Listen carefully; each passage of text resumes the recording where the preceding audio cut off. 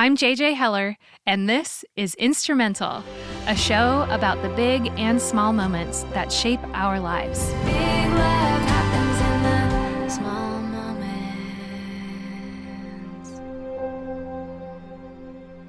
Hi, friends, it's JJ. And her husband, Dave. And today we get to introduce you to our friend, Derri Smith. JJ, do you know that we met Darry way back in 2008? Yes, it was right before Lucy was born. Yeah, you were pregnant. We were a part of a neighborhood group with our church. And there was a wise couple who was older than all of us young couples who... Yeah, but most couples are older when you're only in your 20s. I suppose that's true. Yeah. Well, Darry and Bill, her husband, were very sweet and made us feel like everything was going to be okay. Mm-hmm. And I remember back in 2008, she was talking about an exciting new opportunity to start something. It was actually a secret back when she told us about it. Do you remember that's that? right. Just that she was really passionate about it and she didn't know where it was headed. Well, here we are over 12 years later, and Darry is the founder of an organization called End Slavery Tennessee, and it's an organization committed to healing human trafficking survivors, confronting slavery in the state of Tennessee, and creating a slave-free state of Tennessee. Yeah, man, wouldn't that be amazing? At the time, it seemed like a pretty cool opportunity, but we had no idea how much the organization she started would grow in impact and influence over the next 12 years.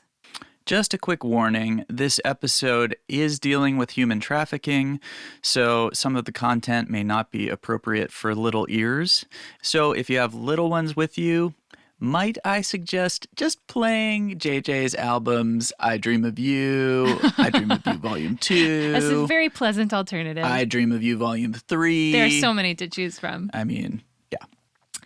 Okay. In case you're not familiar with the term human trafficking, here's the definition from End Slavery Tennessee's website. Human trafficking is the exploitation of humans for purposes such as sexual and labor servitude. It is also known as modern-day slavery. It's a horrible practice that's taking advantage of some of society's most vulnerable populations, and Darry, as you will hear, is passionate in her advocacy on behalf of the vulnerable. So let's hear her story. Act 3, You Never Know. After over a decade of work with End Slavery Tennessee, Darry has begun to step away from full-time work with the organization she founded. Her work has impacted hundreds of trafficking survivors, and we spoke to her about her legacy. Here's Darry. End Slavery Tennessee is the single point of contact for all human trafficking survivors in Middle Tennessee. We have about 1,000 human trafficking survivors who've received services during the past 12 years or so. So we are the go-to place. We have MOUs, memorandums of understanding with the Tennessee Bureau of Investigation and the Department of Children's Services. Legislators call on us to do things like recently provide education for every teacher in a public school in the state of Tennessee. Wow. I think that listeners might have, when they hear trafficking survivor, they might have a particular image in their mind of who that is. Can you potentially dispel that myth? Human trafficking crosses every socioeconomic, education, racial divide. Anyone can be vulnerable.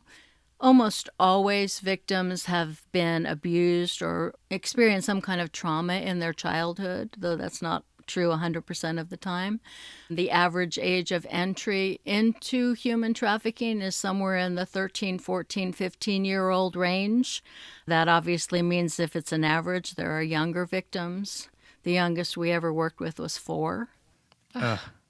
And I've worked with people who came from wealthy homes and went to private Christian schools and were straight-A students who were duped and manipulated into being trafficked. So I know that we have a lot of parents who listen to this podcast. Do you have advice for us to help avoid our child being targeted online? I was a parent who really wanted to let my child be a child, and I don't feel like parents today fully have that luxury, because education is going to be really powerful here. Parents need to educate themselves. We have education modules on our website that they can look at, and they need to educate their children about what the ploys are so that their child recognizes what's going on, maybe not even in them, because if they have a strong relationship with their parent, they're not likely to be the target, but they may see what's going on with their peers and recognize the situation where they could get help for someone else as well. So you're saying you have a bunch of resources for us on your website? Yes. Okay, good. I'm going to go read those. So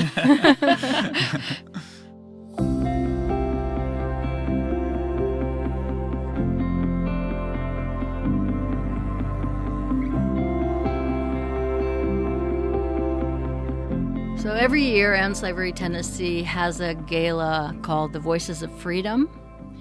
And at the one in October of 2019, I was sitting at a big round table near the stage with my husband and the Tennessee Secretary of State, Trey Hargett, and Centoya Brown and her husband, and former Governor Bill Haslam and his wife, Chrissy.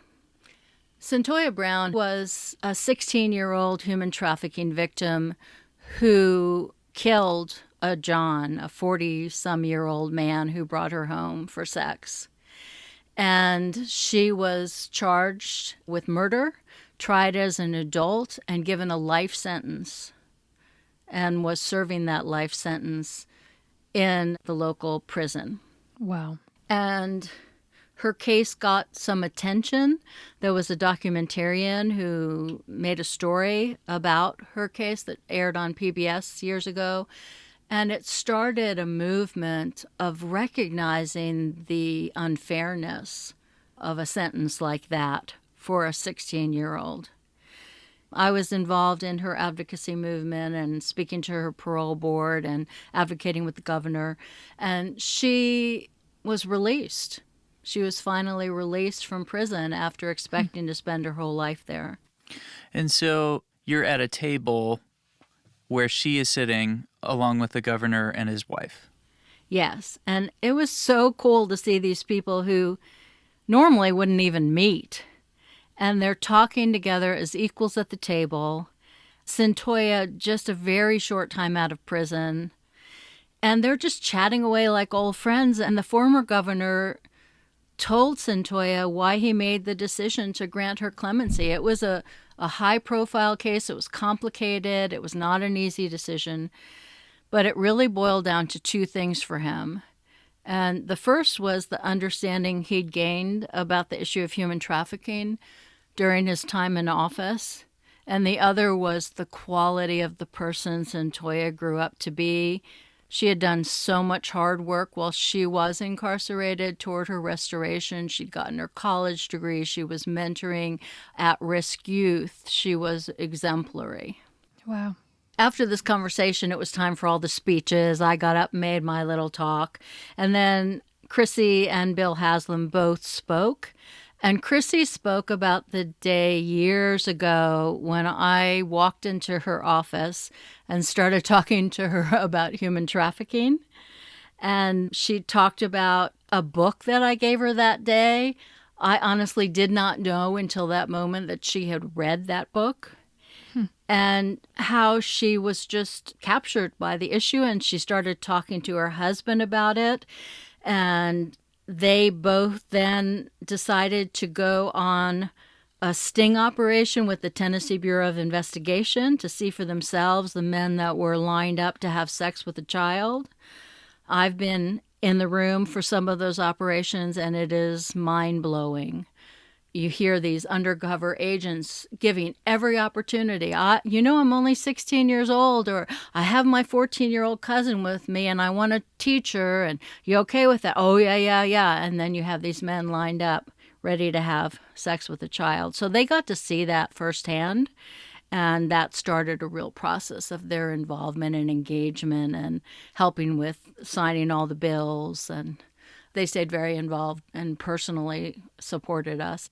If you hadn't walked in and handed that book to the First Lady, Centoya might have just been another statistic living out her days in prison.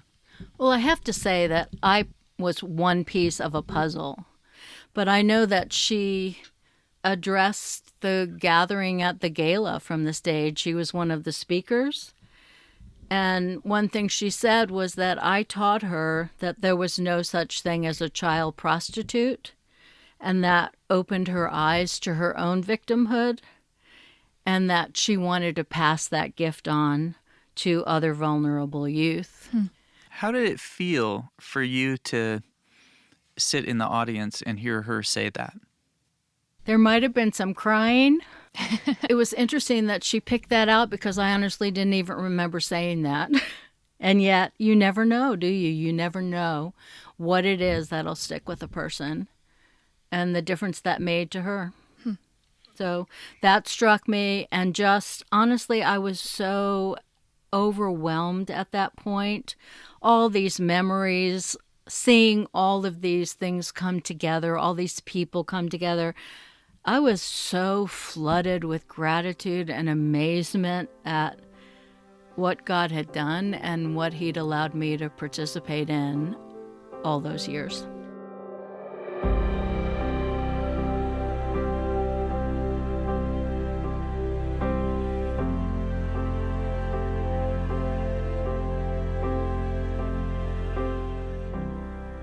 So I've been the CEO at End Slavery for a decade or so, and about 2 years ago, almost to the day, I developed some very severe health issues, so I knew it was time to let go of a job that was that demanding and that stressful. And my cardiologist tells me that I could die of a major heart attack at any time, and that at best my life expectancy is another 1 or 2 years, and that does a whole lot to shift priorities in a person's life. We all know we're going to die, but when it gets that real, it makes you step back. As you look back on over a decade of service of some of the most vulnerable people in our state, on the one hand, that gives so much meaning and value to the way that you invested your time, and simultaneously you're stepping away from it and you're needing to focus on the time that you have left. How are you trying to spend your time these days? One advantage now is that instead of being responsible for everything, I have very clear lanes for my work, so I can do that work and then be done with it and keep it within a confined space. I feel very blessed that we're at home right now. Both Bill and I are able to work from home during COVID. And so we start our day together. We have more time together. And then after we have breakfast together, we talk over the news of the day. We talk over what we're going to be doing that day, how we can pray for each other. And then every day we play a round of Boggle. And I always win. Poor Bill's won twice out of the last 6 months. And yet he is so patient and loving, and he enjoys the game nonetheless. So I'm not sure I could do that. I would want to win more often, but he does it and does it graciously. Yeah, he is a better person than I am, that's for sure. That's for sure for me, too. I find myself spending time building up friendships that have languished and treasuring them for the gifts that they are. I try to make sure I sit outside on the side patio every day without devices and just enjoy the little sounds of the birds and the wind in the trees and the color changes and the light changes through the trees, things I just really didn't take the time to do before. I've never appreciated my home as much because I've always been away during the day, and I was just kind of rushing in and taking care of life maintenance things. And so I treasure that time.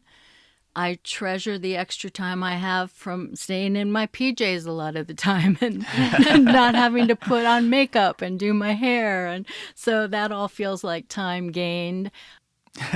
To be perfectly honest, during my really busy time, I knew I really should spend time in the Bible, but sometimes it felt like another thing on the to-do list.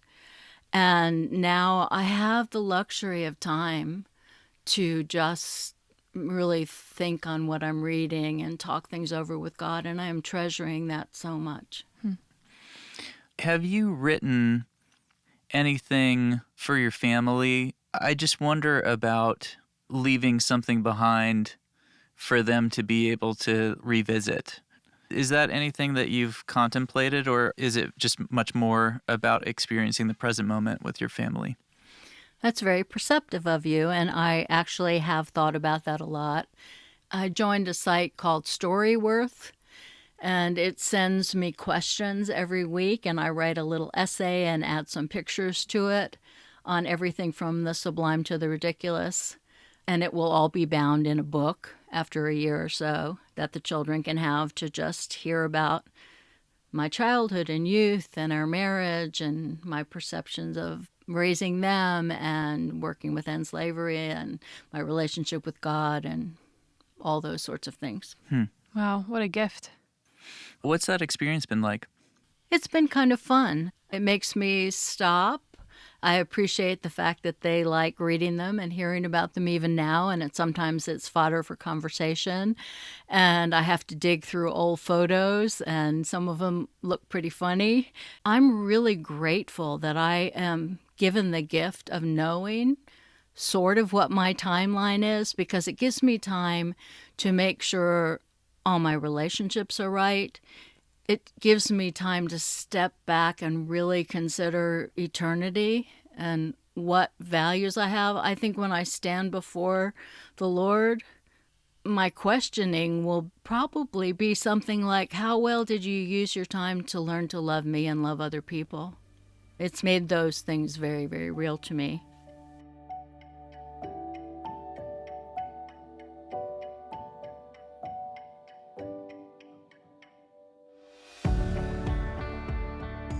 I am so thankful for her. It's striking to hear how a diagnosis like that can focus your life so much. Yeah, when we sat down with Derry, we had no idea how serious her health issue with her heart was. And we're so grateful that we had some time with her to document her story the way that we are right now. I know. It feels like such an honor that she would be willing to spend the limited time she has left telling us her story. Well, for Act 2, we need to jump back in time to the birth of End Slavery Tennessee. So jump into our time machine and we'll go back to the year 2007. Okay. JJ, a very important movie came out in 2007. I have no idea what it was. I'll give you a clue. Okay. Oh, I need this job. Oh, Ratatouille. I've lost so many.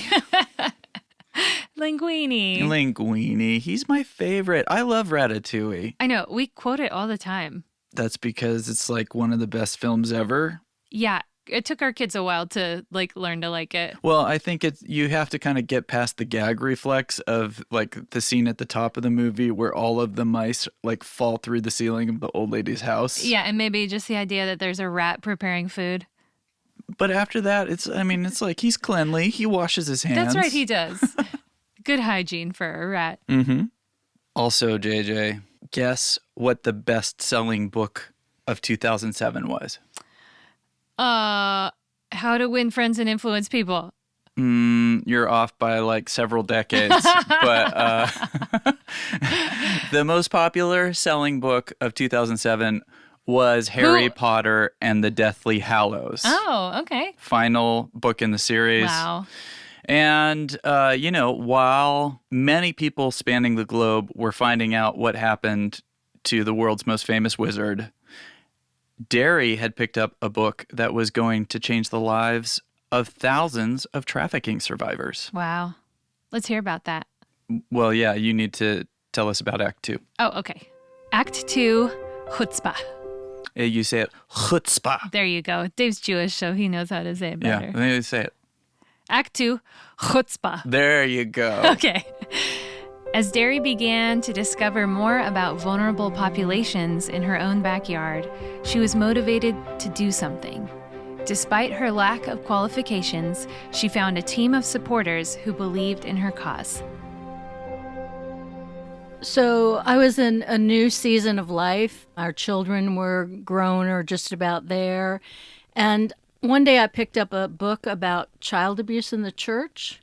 It's been a subject of interest to me for many, many years, so I was looking particularly for that topic.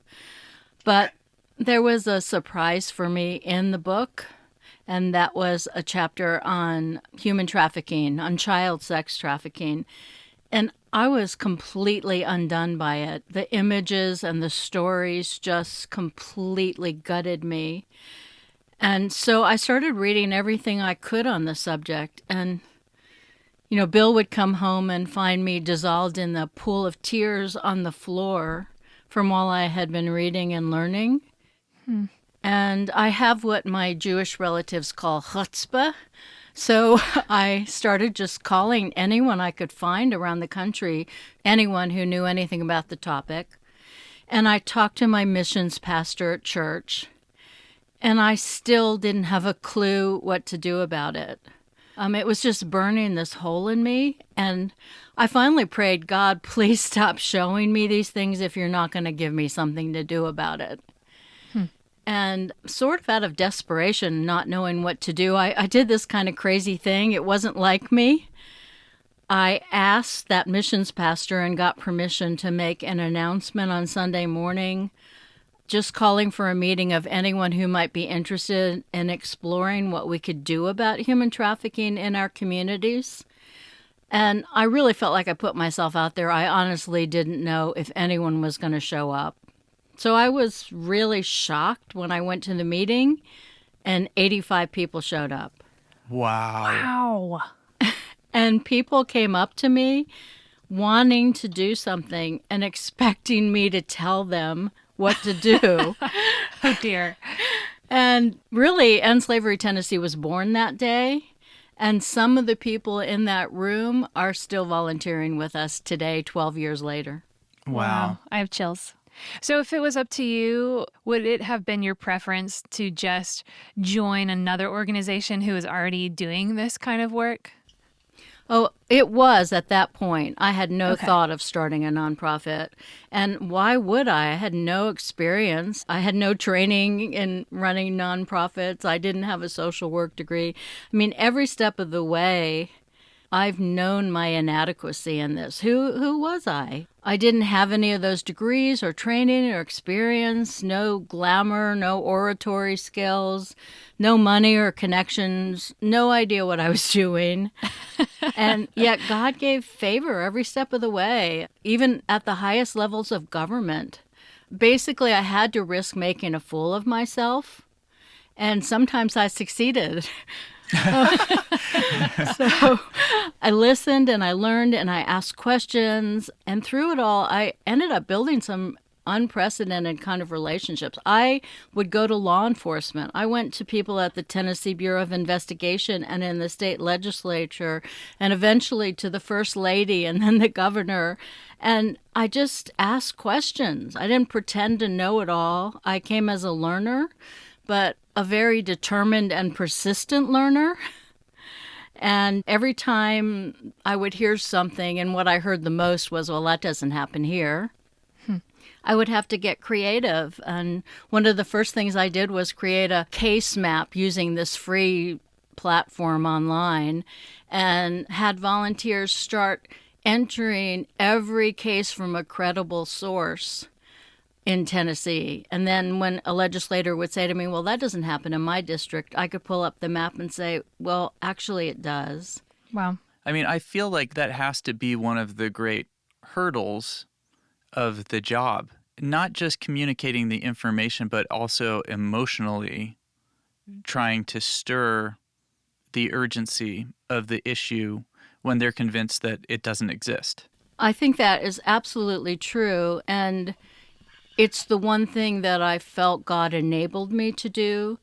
I mean, from my own childhood on, I've had a soft spot for people with vulnerabilities that made them a magnet for exploitation.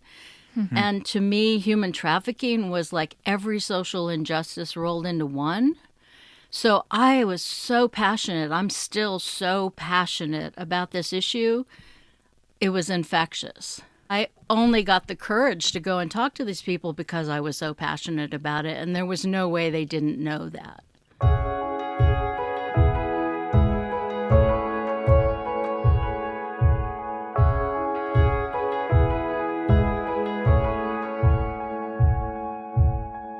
The work pretty quickly got overwhelming because we started getting these calls. All of us are working. All of us don't have money.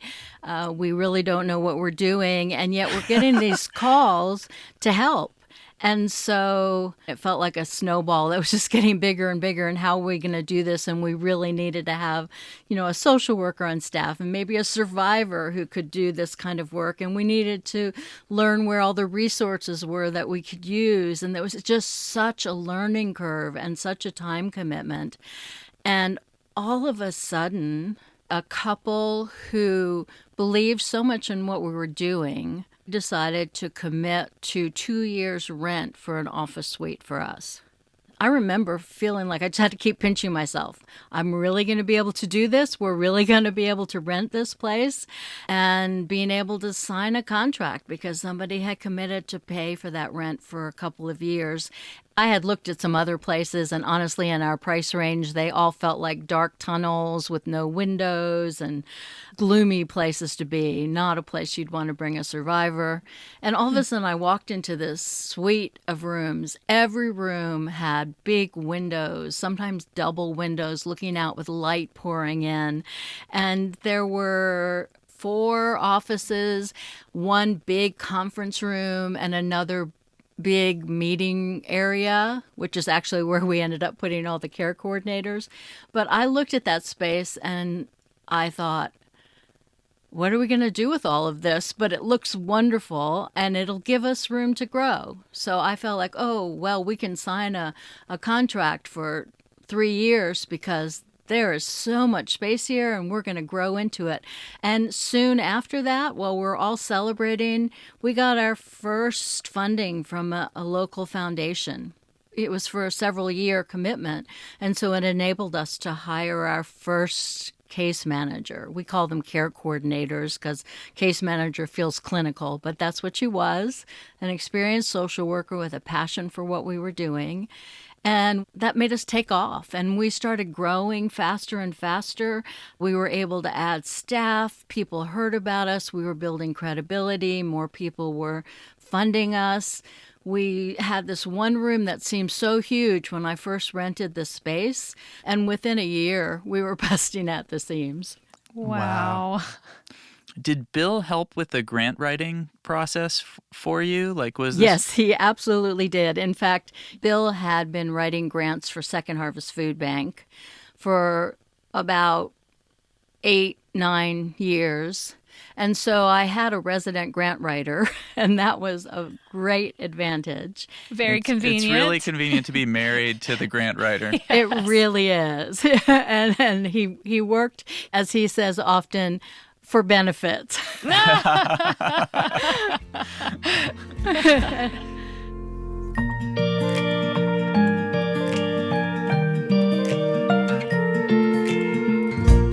So let me tell you about a girl. I'll call her Emily. Emily's not her real name. It's a pseudonym. Emily was the first minor survivor that I encountered. And because I was doing everything at that point, I met with her at a fast food restaurant with the FBI agent and with her dad. And I learned her story. She is a very smart girl. She was 15 years old at the time. She went to the library every day after school. And one day a boy befriended her, spent time with her, started walking her home from school, painted this happily ever after life for her, that they were going to get married and have a house and live happily ever after. And how much older was he than her at the time? The boy was a teenager. And it turns out he took her to a party, and she woke up having had her juice, literally her juice, drugged, to being raped by a room full of men. Turns out her boyfriend was a recruiter for a gang, and that was one of the things he had to do as a gang member, recruit people to make money for the gang. And so she was taken off by more senior gang members and made to sell herself to raise money for gang activities. She was one of the more fortunate ones. I hate to even say that in relation to that story. She got away using her wits, really, in about 3 months. She was being forced to try to recruit customers outside a bank. And she was clever enough to make a scene so that a man who was coming out actually called the police. And when she was brought into the police station, along with the trafficker, she asked to be brought to a room somewhere far away from the man so that she wasn't afraid of him overhearing, and then she was able to tell them what had been going on. And so her father came for her. He'd been looking for her, and she went back home with him. And so you find yourself sitting across from her at a fast food restaurant, and what is that experience like? My heart's broken. I can see the pain in her eyes, and she doesn't even want to look up and make eye contact. You can tell there's so much shame and hurt. And I just wanted to do whatever I could to help that girl regain her life. I've known her for a long time. I still know her. And we worked with her over a period of a couple of years. And one day she walked up the hall and she handed me this painting she'd made. And it was this green background with a simple painting of a heart that was stitched, like with yarn, and the needle with the yarn hanging out of it. And she handed it to me and she said, "When I met you, my heart was in a million pieces and you stitched it back up." And I keep that on the wall at the office. And on the rough days and the days when I want to give up, all I have to do is look at that, and it reminds me why I do what I do.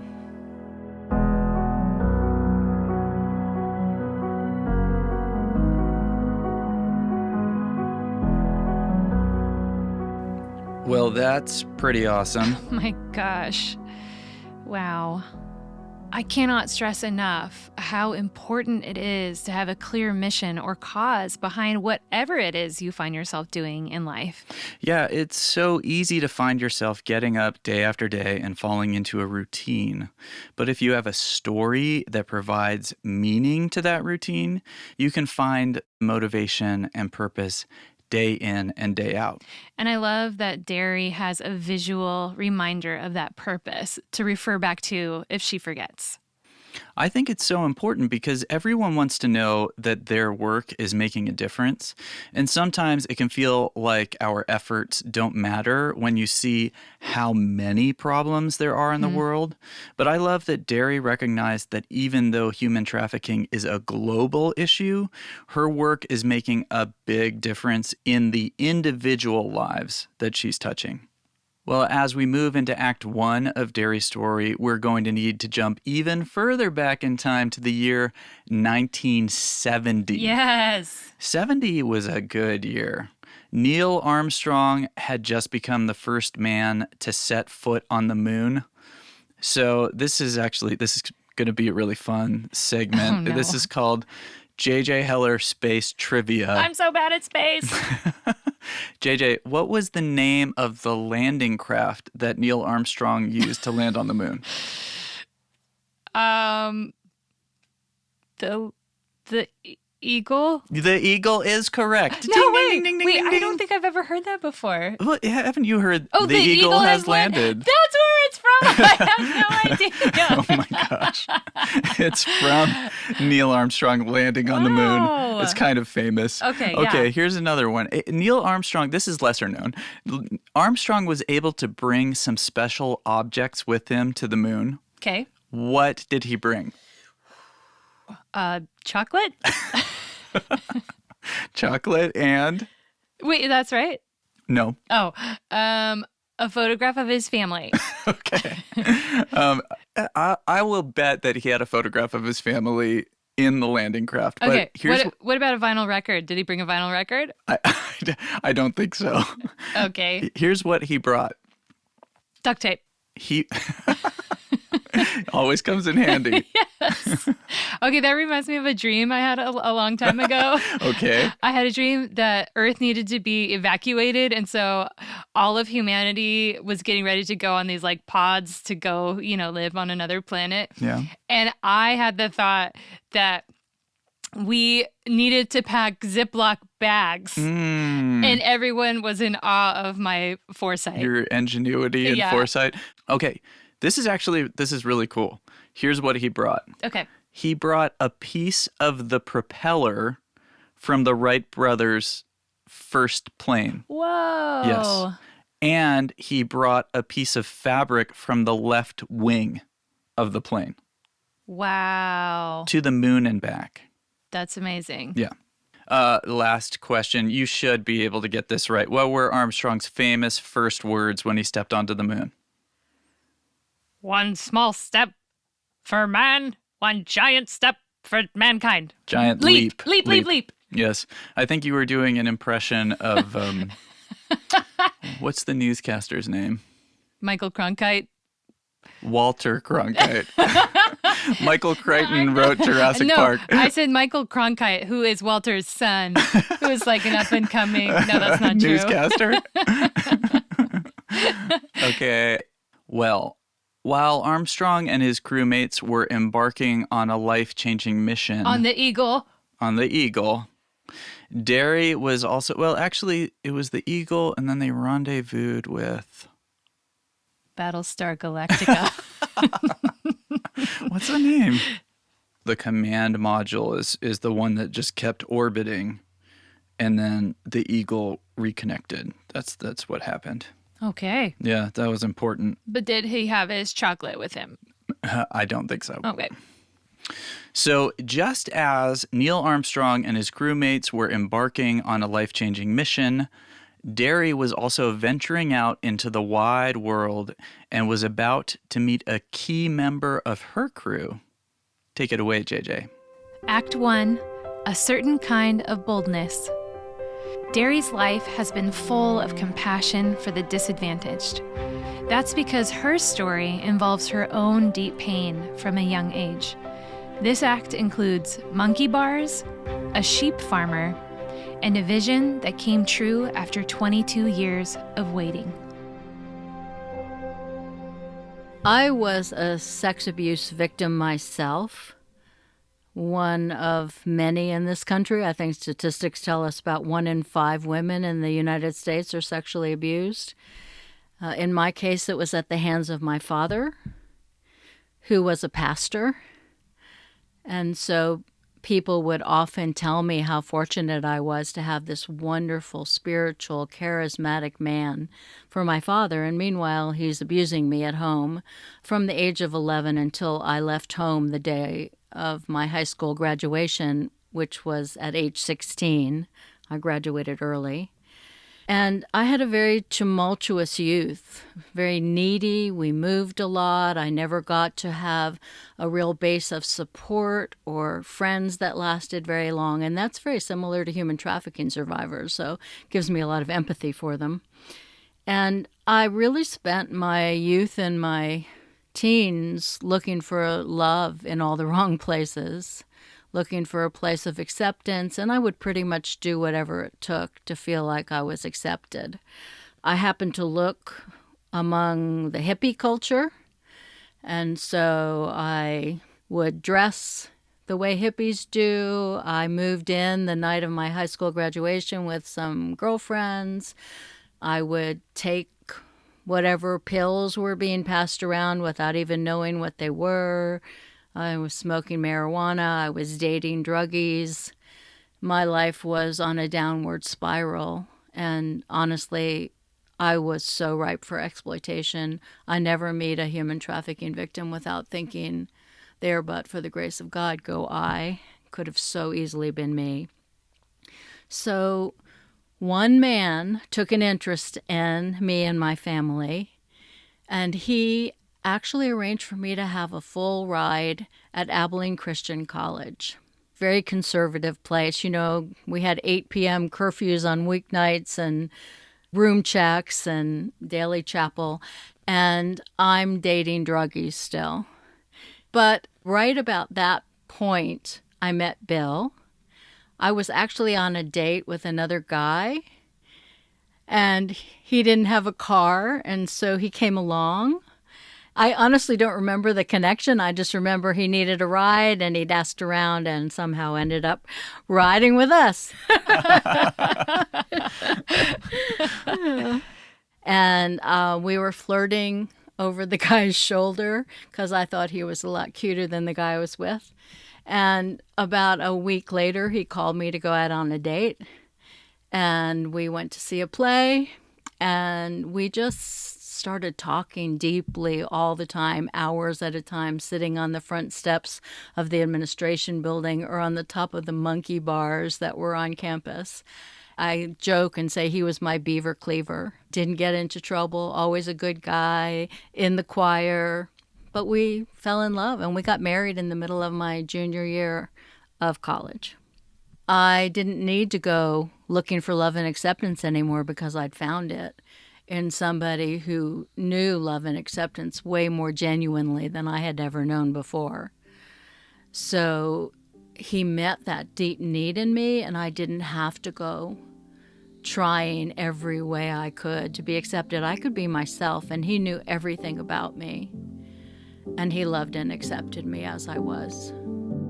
You have the kind of soul, you have the kind of eyes that I want looking into mine. I want looking into mine. You don't even have to speak.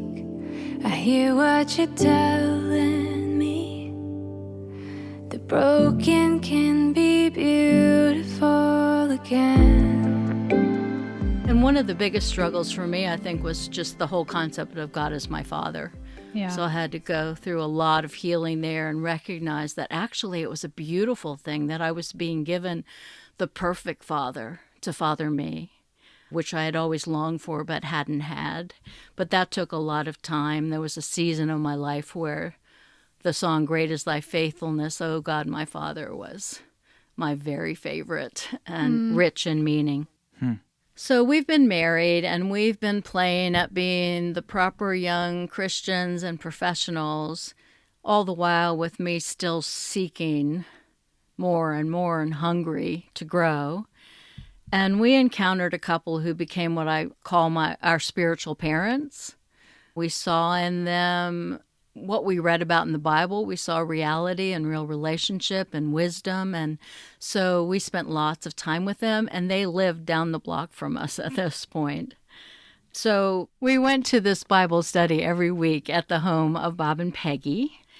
And Bob would sometimes talk about this New Zealander. He was a sheep farmer, of all things, named Ross Sutherland. And the Hueys clearly held him in high regard. And one evening at the Bible study, Ross came to the Hueys' house straight from the airport where he had just arrived from New Zealand.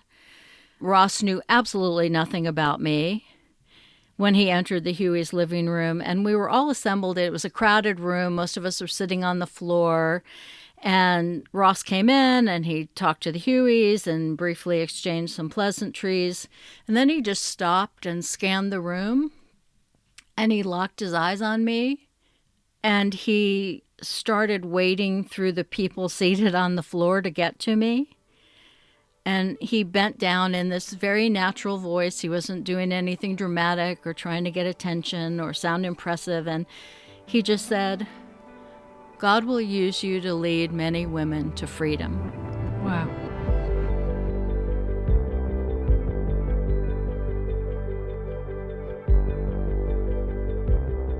Whoa, I didn't see that coming. I didn't know what it meant. I'd never had anything like that happen to me before or since. But the words they just burned in me like this hot iron, and I knew it was God.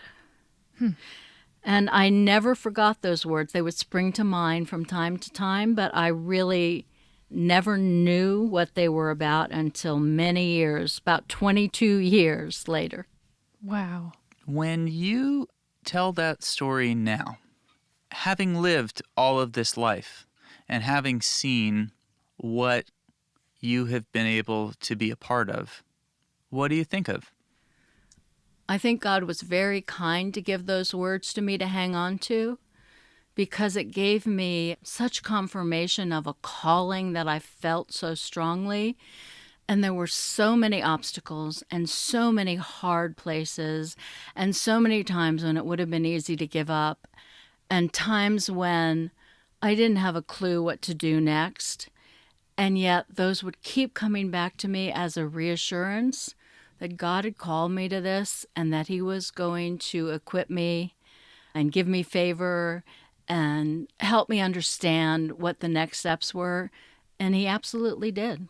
Wow.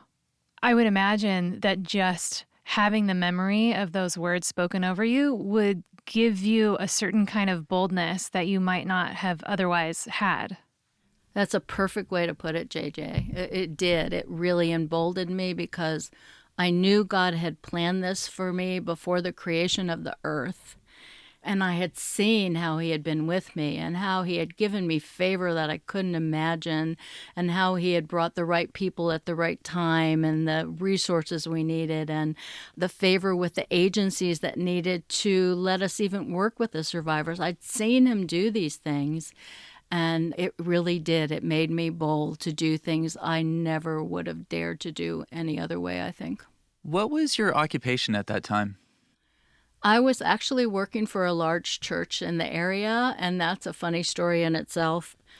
We were relatively new Christians. I had been volunteering with the church, and this was before we had children.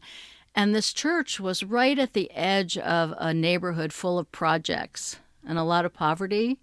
And I was a young Christian full of zeal and very little wisdom.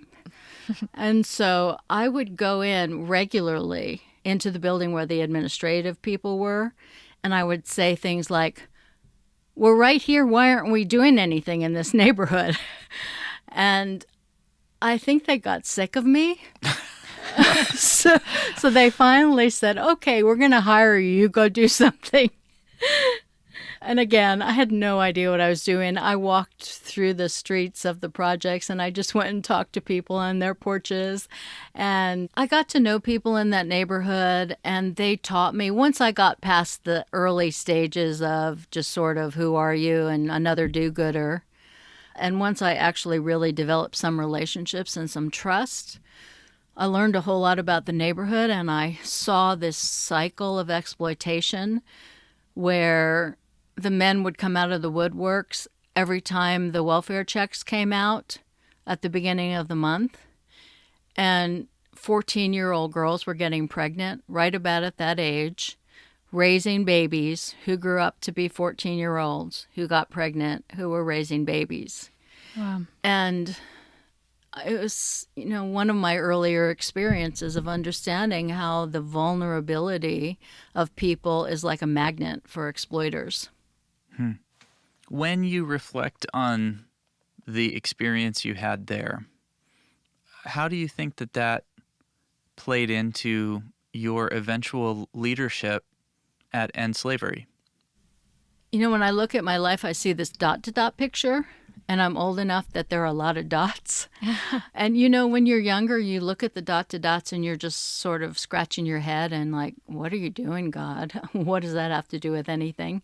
Or what have you made me to be or to do? But I look at these dots and, okay, I started out as a vulnerable child being exploited by my father. And I started speaking up about that issue in the church decades before anybody talked about things like that. And women would come out of the woodwork and tell me for the first time they'd told anyone about their own abuse. Mm-hmm. And so I learned so much from hearing all those people's stories. And then I went into this situation in the projects, and I saw the exploitation, and I saw the results of it, and I got to know people well enough that they let me in intimately into their stories and their hopes and fears and dreams and hurts and so many of the factors that led to them feeling hopeless sometimes about getting out.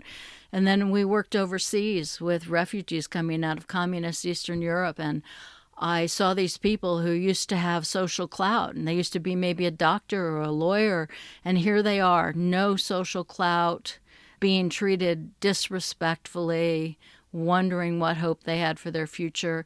I think all those things built an empathy and a passion in me for justice, and that the issue of human trafficking just encapsulated all of those injustices into one, and became the thing that I was clearly called to address.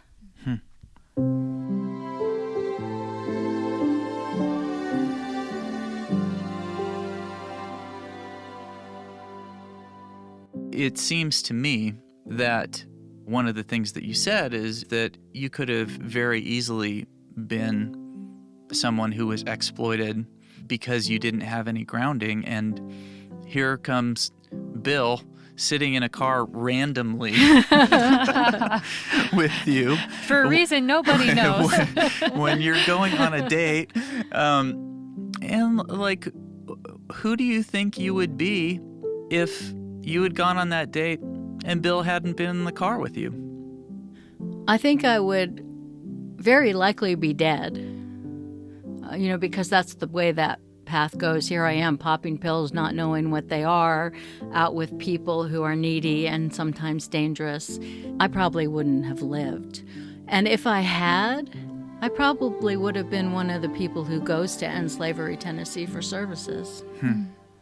I think God created Bill and I as perfect complements to each other.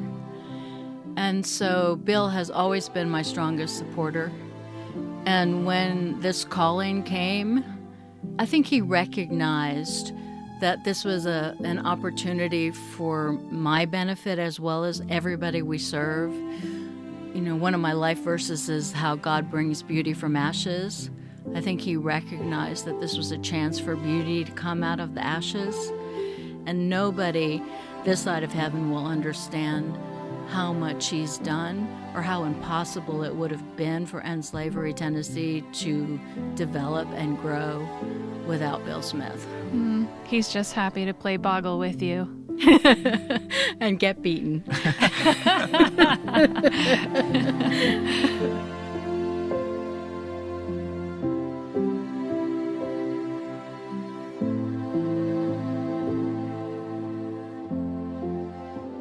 Oh my goodness, Bill is a real sweetheart, huh? Just the best. We are so grateful that our lives were able to intersect with Bill and Darry when we did. They were a calming presence in our lives even then, and it's been beautiful to see how their lives have been a blessing to so many more people. Before we end this episode, we have one final segment, and it's called Let's Rewind the Tape!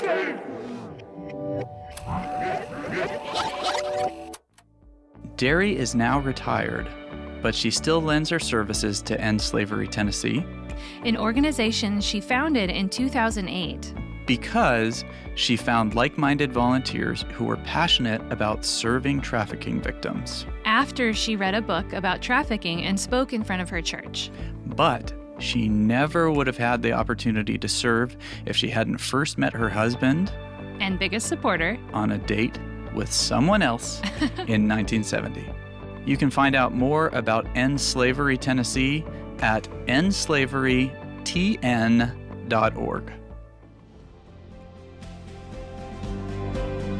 This episode of Instrumental was produced by me, JJ Heller. And me, Dave Heller.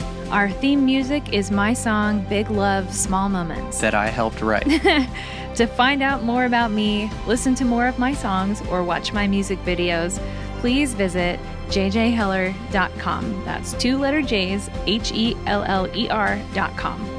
We'll be back next week with another episode of Instrumental. So be sure to subscribe wherever you listen to podcasts.